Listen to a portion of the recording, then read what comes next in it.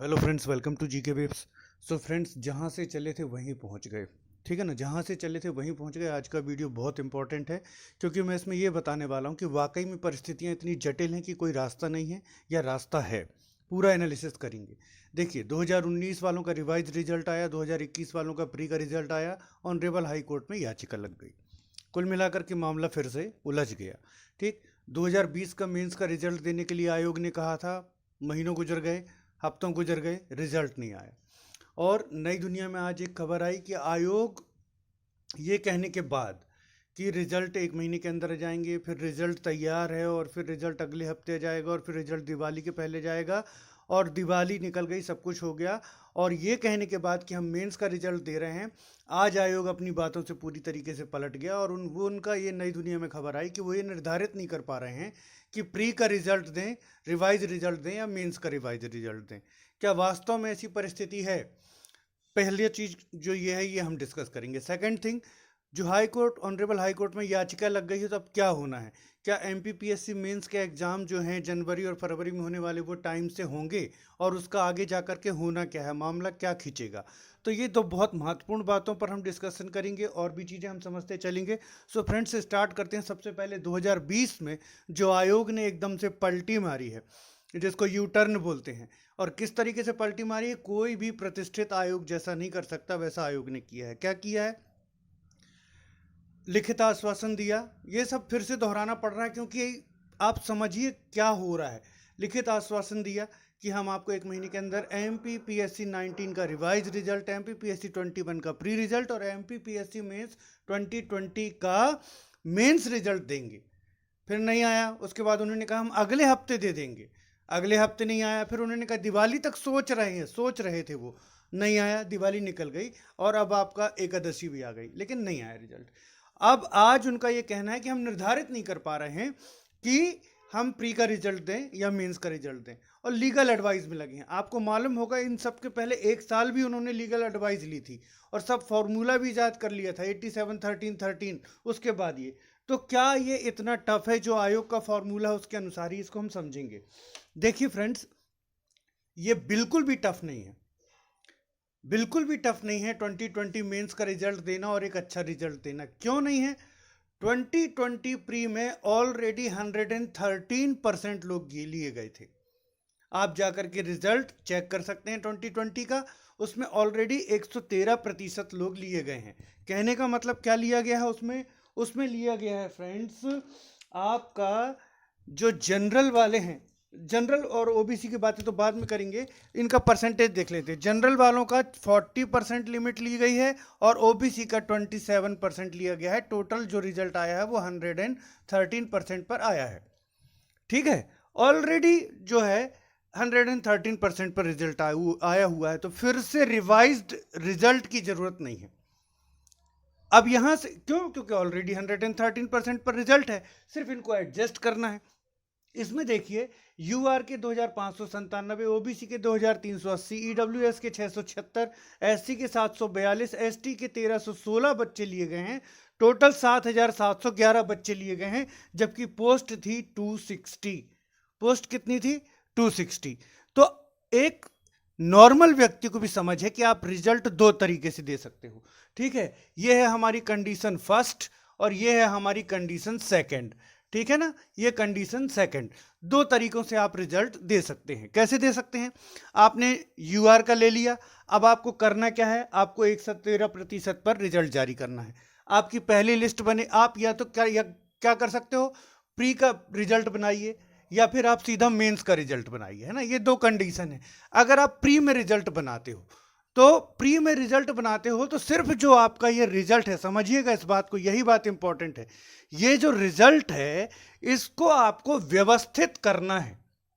कोई चेंजेस की जरूरत नहीं है। जो आयोग इतना बड़ा इसको प्रॉब्लम बता रहा है, कोई भी प्रॉब्लम नहीं है, इसको सिर्फ व्यवस्थित करना है। रिजल्ट को कैसे व्यवस्थित करना है? 80 जो भी रिजल्ट आपका बना हुआ है 7711 बच्चों का, ठीक है, इसमें से जो टॉप आपके कितने हैं? 87%। टॉप 87% है अकॉर्डिंग टू रिजर्वेशन और रूल्स वगैरह सब अप्लाई करते हुए, उनको आपको 87% की लिस्ट में रख देना है। ओके, और उसके बाद 13% की एक अनुपूरक सूची और एक 13% की दूसरी अनुपूरक सूची यूआर और ओबीसी वाली बनानी है। ठीक, ये दो अनुपूरक सूचियां हो गई।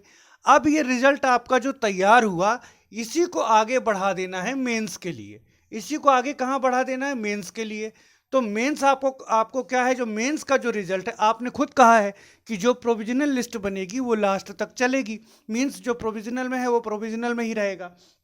तो यहां पर क्या हो जाएगा, एक 87% वालों की लिस्ट रहेगी, एक 13% वालों की लिस्ट रहेगी, एक 13% वालों की लिस्ट रहेगी।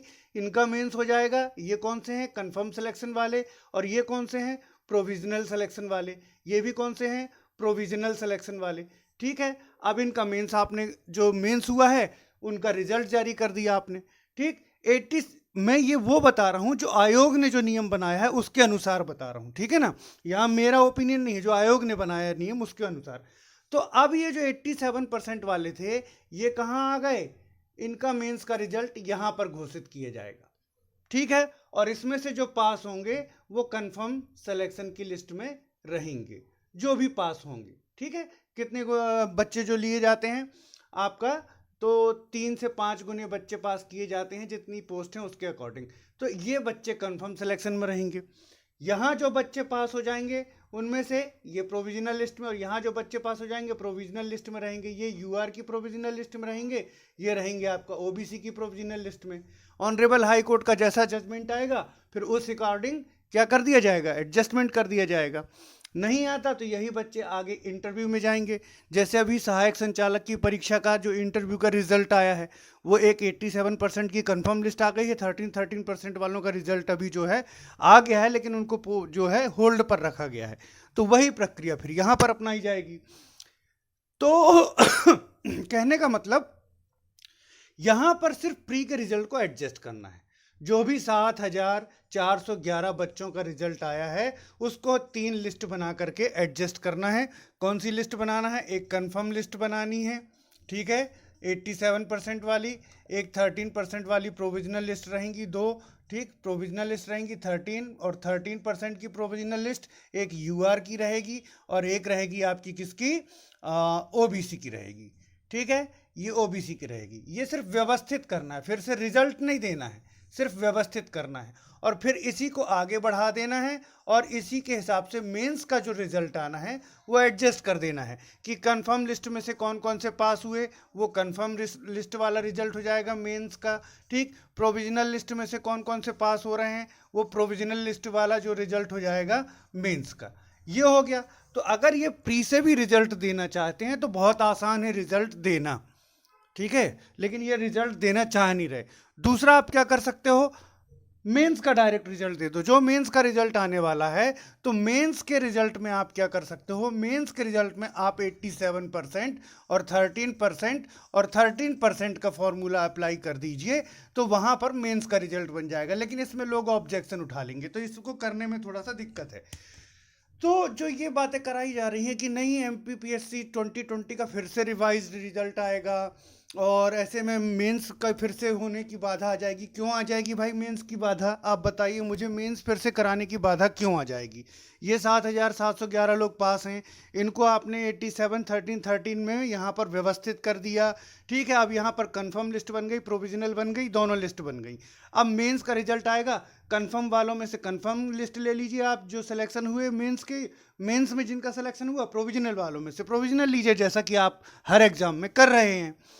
लेकिन एमपीपीएससी 2020 मेंस का रिजल्ट नहीं देना चाहता, इसलिए 100 बहाने एमपीपीएससी के पास हैं। आप देखिए बाकायदा इसी फॉर्मूले पर रिजल्ट आते जा रहे हैं, ठीक है ना। प्री का रिजल्ट आ गया, सहायक संचालक का रिजल्ट आ गया, डेंटल सर्जन का रिजल्ट आ गया, कुछ रिजल्ट्स आते जा रहे हैं और कुछ बहुत महत्वपूर्ण रिजल्ट्स जो हैं वो रोके जा रहे हैं।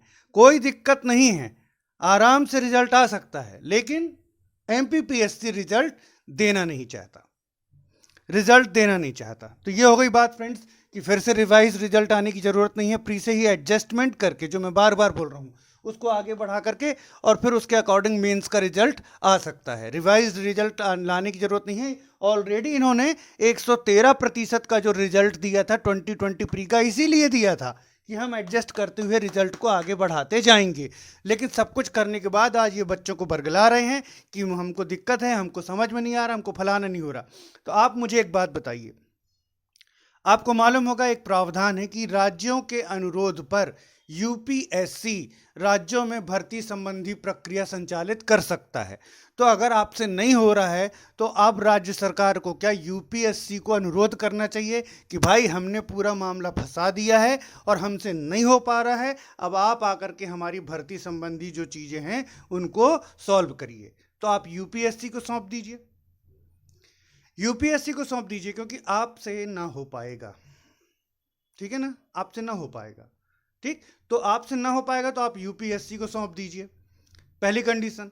दूसरी कंडीशन और दिक्कत जाती है तो ऑनरेबल हाई कोर्ट से गुजारिश करूंगा, हालांकि ऐसा कोई प्रावधान तो नहीं है, लेकिन हाई कोर्ट के पास विवेकाधीन शक्तियां होती हैं। तो हाई कोर्ट इतनी बार एमपीपीएससी को स्वयं फटकार लगा चुका है, उनसे बोल चुका है कि आप रिजल्ट दीजिए, उन्होंने रिजल्ट भी मनमाने तरीके से दिया। तो जो रिजल्ट आया है, हाई कोर्ट इस स्थिति को देखते हुए कि 2019 का 4 साल से लटका है, 2020 का लटका है, 2021 विवाद में घिरा हुआ है, तो क्या ऑनरेबल हाई कोर्ट विवेकाधीन शक्तियों का प्रयोग करते हुए कोई एक समिति का गठन कर सकता है जो इन रिजल्ट्स को निर्बाध रूप से जारी कर सके, क्योंकि एमपीपीएससी नहीं कर पाएगा। एमपीपीएससी ने पूरी तरह से अपना विश्वास जो है बच्चों के बीच खो दिया है। और जो मैं ये बोल रहा हूँ, मैं भी इतना डरा हुआ हूँ कि आगे लिस्ट में मेरा नाम होगा या नहीं होगा, लेकिन बहुत ज़्यादा परेशान कर लिया गया है। और बच्चों के कितने मैसेजेस मेरे पास आ रहे हैं, मैं तो बहुत सभ्यता से ये बातें व्यक्त कर रहा हूँ। बच्चों के मैसेजेस अगर मैं भी दिखा दूँ तो शायद एमपीपीएससी को कुछ शर्म आ जाए, शायद पक्का नहीं मालूम। तो फ्रेंड्स, क्या यूपीएससी को सौंप देना चाहिए? ये कमेंट बॉक्स में आप प्लीज़ बताइएगा, क्या यूपीएससी को, क्योंकि अब एमपी के बस का नहीं रहेगा, यूपीएससी को सौंप देना चाहिए ये जो भर्तियां हैं, कि यूपीएससी अब आकर के एक प्रावधान है जिसका आपने कॉन्स्टिट्यूशन पढ़ा है, तो उसके अकॉर्डिंग क्या यूपीएससी को सौंप देना चाहिए या नहीं, आप कमेंट बॉक्स में बताइए। या फिर ऑनरेबल हाई कोर्ट अपनी विवेकाधीन शक्तियों का प्रयोग करते हुए कोई समिति गठित करे जो जल्द से जल्द रिजल्ट जारी करे, क्योंकि ये क्लियर हो चुका है, एमपीपीएससी के इंटेंशन सारे क्लियर हो चुके हैं, उनका तानाशाहीपूर्ण रवैया सामने आ चुका है।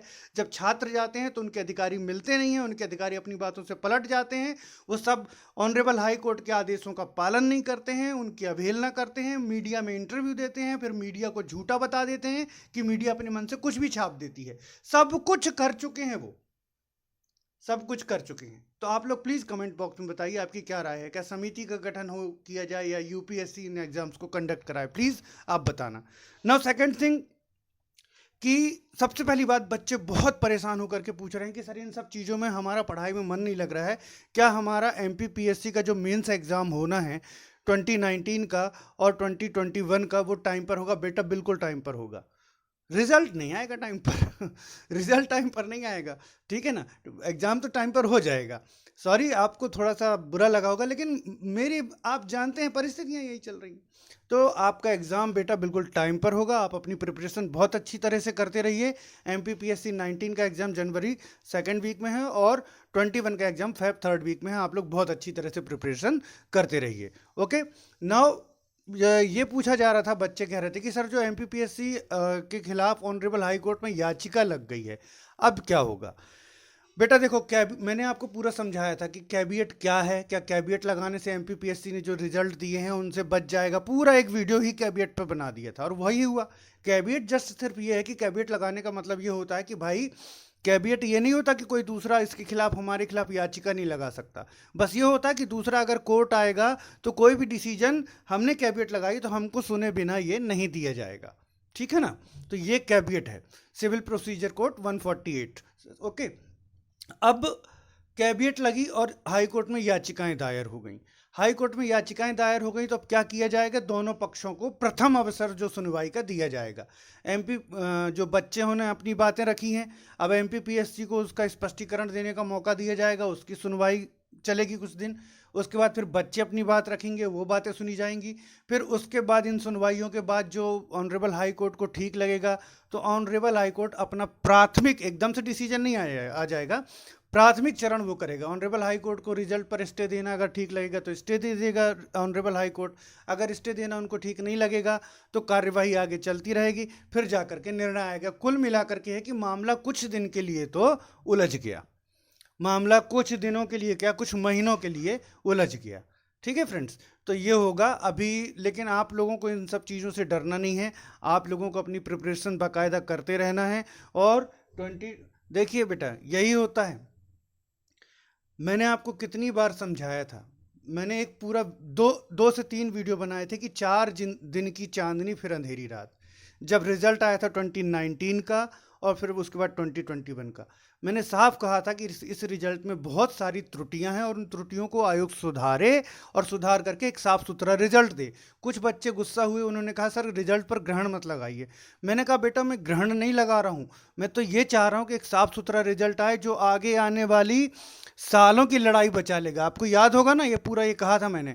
तो चंद दिनों में, एक हफ्ते में आयोग चाहे तो सुधार कर अच्छा रिजल्ट दे सकता है और आगे आने वाले सालों बर्बाद नहीं होंगे। तब कुछ बच्चे नाराज हो रहे थे, आज क्या परिस्थिति आई, आज वही परिस्थिति है। 2019-21 दोनों रिजल्ट हाई कोर्ट में पेंडिंग है अब। ठीक है ना, तो बातों को समझा करिए, जो आपके हित को बोल रहा है। आप लोग सिविल सर्विसेज एस्पिरेंट हैं, आप लोगों को ये नहीं मालूम कौन आपके हित में बोल रहा है कौन अहित में बोल रहा है, बताइए। मैंने पूरी तरीके से इसलिए कहा था कि एक हफ्ते में चाहता तो आयोग रिजल्ट सुधार करके दे देता और ये सब जो आज हो रहा है वो बच गया होता, लेकिन नहीं दिया। यहां भी उनको रिजल्ट जारी करने में टेक्निकल और लीगल कोई प्रॉब्लम नहीं है, अकॉर्डिंग टू देयर फॉर्मूला, उनके फॉर्मूले के अनुसार, अकॉर्डिंग टू एमपीपीएससी फॉर्मूला। जो एमपीपीएससी ने 87-13% का फॉर्मूला निकाला और बोला जा रहा है वो अपनी ही फॉर्मूले में उलझ गया, कुछ नहीं उलझा है। उन्होंने ऑलरेडी इसका रिजल्ट 113% पर दिया हुआ है। क्यों? इसीलिए कि हम ऐसा करेंगे। बस फर्क ये है कि अब वो ये कर नहीं रहे हैं, कर नहीं रहे हैं, ना जाने वो क्यों 2020 रिजल्ट को देना नहीं चाह रहे हैं। और ये आप के ऊपर है, बच्चों की ताकत। आज भी बच्चे गए थे, लेकिन बच्चे वहां पर बट गए जातिगत समीकरणों में। देखो बेटा, मैं हाथ जोड़ करके आपसे बोल रहा हूं, हर वर्ग को कोई ना कोई दिक्कत है। अगर ओबीसी वाले गए हैं और एससी वाले गए हैं, देखिए मैं सबकी बात रखता आया हूं, आज तक कोई ये नहीं कहेगा कि आप पार्शियलिटी कर रहे हो। मैं सामाजिक सामंजस्य की हमेशा बात करते आया हूँ। यूआर वालों को मैंने कितना डांटा है, ओबीसी वालों को डांटा है, एससी वालों को भी बोला है कि नहीं ये सब नहीं करना है। मैं जो समझाने जा रहा हूँ उसको समझिए प्लीज़ प्लीज़, मैं हाथ जोड़ के बोल रहा हूँ। हर वर्ग को कोई ना कोई दिक्कत है। यूआर और एससी को क्या दिक्कत है? उनकी सीटें निरंतर कम हो रही हैं। यूआर की निरंतर सीट कम होती जा रही हैं, एससी की सीट निरंतर कम होती जा रही हैं, ओबीसी वालों की सीटें बढ़ रही हैं। अभी मैं नियमानुसार बात कर रहा हूँ, ये नहीं कह रहा हूँ क्या होना चाहिए क्या नहीं। उनकी सीटें जो हैं उनके लिए आरक्षित जो अनुपात है उससे भी बहुत ज़्यादा है। तो एक बार आप सोच सकते थे कि चलो यार ठीक है, नहीं जाते हैं, है ना, कहाँ, हाई कोर्ट। तो मेरा कहने का मतलब ये नहीं है। और यूआर की सीटें इतनी कम है लेकिन वो शांति से अभी भी जो रिजल्ट आ रहा है उसको एक्सेप्ट कर रहे हैं। दूसरी बात कि मैं आपको कितने प्रूफ दे चुका हूं कि 146 में ओबीसी वाले भी हैं और ईडब्ल्यूएस वाले भी हैं, लेकिन आप मानने को तैयार नहीं हो। ठीक है ना, मैंने आपको प्रूफ्स दिए भाई, आप मुझ पर विश्वास मत करो, प्रूफ्स पर तो विश्वास करो। तो एक फालतू की उस चीज़ के कारण हमारा रिजल्ट, नुकसान किसी का नहीं हो रहा बेटा, नुकसान हमारा ही हो रहा है, तो रिजल्ट हमारा टक रहा है। एससी वाले बच्चों को मैंने बताया कि आपकी दोनों चीज़ें मैंने बताई थी कि आप चूंकि मेन लिस्ट में हैं इसलिए प्रोविजनल लिस्ट में आपका रोल नंबर दर्शित नहीं हो रहा। पहली बात तो मैंने ये कही, और पहली उसमें ये भी कहा था कि हो सकता है उतने बच्चे पहले ही ले लिए गए हों जितने बच्चे यदि 146 में एससी वाले जाते तो लिए जाने चाहिए, मतलब नीचे से भर लिए गए हों। हमको ऐसा लग रहा है कि नहीं, अगर 146 में कुछ बच्चे चले जाएंगे तो नीचे की सीट रिक्त हो जाएंगी और बच्चे जाएंगे, हो सकता है उतने बच्चे लिए गए हों। Condition first. सेकेंड कंडीशन मैंने यहाँ तक कहा था, अगर नहीं लिए गए हैं तो एमपीपीएससी को उतने बच्चे लेने चाहिए। मान लीजिए 146 में 20 बच्चे जाते हैं तो नीचे की 20 सीट रिक्त होती हैं, तो एमपीपीएससी को वो 20 बच्चे लेने चाहिए। मतलब हमको सॉल्यूशन की ओर बढ़ना चाहिए, समाधान, आपसी सामंजस्य से, आपसी तालमेल से, सामंजस्य से हमको समाधान की ओर बढ़ना चाहिए। सिर्फ इतना कहने का मतलब है कि प्रॉब्लम हर वर्ग के साथ है। ठीक है ना, तो अगर हम एक दूसरे का दर्द समझेंगे, एक दूसरे की मेहनत समझेंगे, एक दूसरे का क्या है बारे में सोचेंगे, तो हम आगे निकल पाएंगे। मेरा सिर्फ इतना सा कहना है, किसी को नाराज होने की ज़रूरत नहीं है। ठीक है बेटा, तो ये है। रही बात MPPSC 2020 रिजल्ट की, तो उसका कंक्लूजन ये है, सब कुछ आसान है देना और बिल्कुल साफ सुथरा देना, लेकिन MPPSC देना नहीं चाह रहा और इसके खिलाफ हम लोगों को संगठित होकर के आवाज़ उठानी ही पड़ेगी। आज भी बच्चे गए तो वो वहाँ पर जा कर के जातिगत समीकरणों में ज़्यादा बट गए आंदोलन में। ये मांग रखने गए थे कि हम अभियांत्रिकी सेवा का आप रिजल्ट दीजिए और आप 2020 मेंस का रिजल्ट दीजिए, आप फीमेल रिजर्वेशन का स्पष्टीकरण दीजिए। ये प्रमुख मांगें थी, लेकिन जैसा मुझे सुनने में आ रहा है, इस बात में कंफर्म नहीं हूँ, कि वहाँ जातिगत जो चीज़ें हैं वो ज़्यादा प्रमुख रूप से उठाई गई, ना कि ये सब चीज़। जब और पूरी सूचना आएगी तब पता चलेगा कि आज जो बच्चे गए थे क्या हुआ और आयोग ने क्या कहा। अभी पूरी इन्फॉर्मेशन नहीं आई है। Okay friends, thanks for watching.